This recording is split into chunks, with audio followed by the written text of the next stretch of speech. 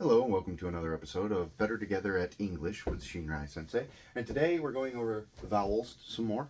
And this one is the letter I. I's are in quite a few words, but they only really make two sounds. I, the long I sound, and I, the short I sound. So, long I and short I will be featured in words for the long I, such as pie, ride, fight,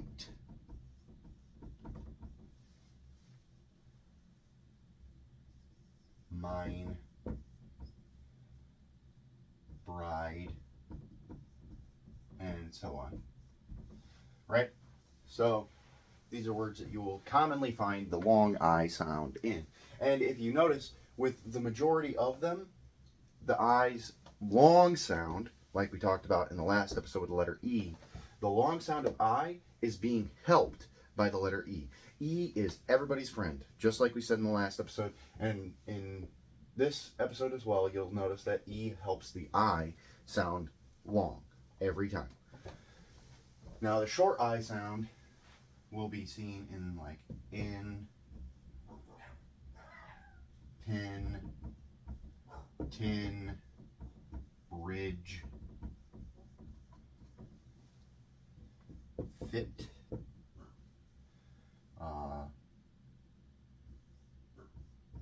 slit, and so on. And what you notice with a lot of these words that I is featured in where it's the short I sound, most of them, the I is going to have one or a combination of consonants directly following it that basically cut the I off. And that's the best way to think about it, right? The short I sound is when the I is cut short. That's really what the short sound of any letter is supposed to be.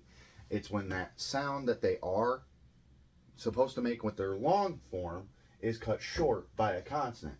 So in this case, you have like an N or a T or a P, right? So like flip, right? That P cuts the I off, and so the I can only be short. And in the long I's, you have either E helps the I, or the very rare occasion like the word fight or bright, things like that, where the I is assisted more by the R and doesn't have like an E or something like that to help it, then the I will usually have a long sound only when it's associated with an E. But like I said, there are a few examples like fight, bright, right, things like that, that you will see the long I sound being made when it really seems like it shouldn't. Like, based on the fact that it's usually helped by the E, you get a little interesting point of view where the I makes a sound that's kind of surprising because it looks like it should make a short sound in the word that you have presented, but it actually makes a long sound, right? And also, I is also a good helper.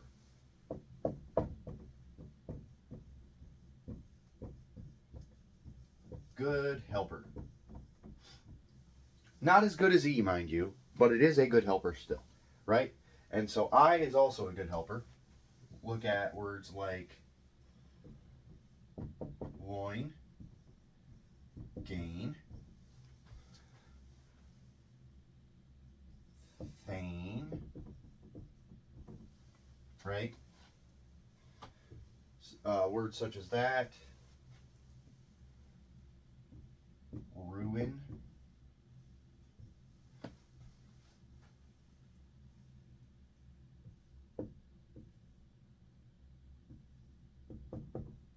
and faint. I also directly helps out other vowels with their long sounds, just like E does, except usually when you see it with I, the I is directly behind the other vowel, right? So E's a bit stronger than I, so E can like pull that consonant back and away from whatever vowel it's trying to help out in making its proper sound.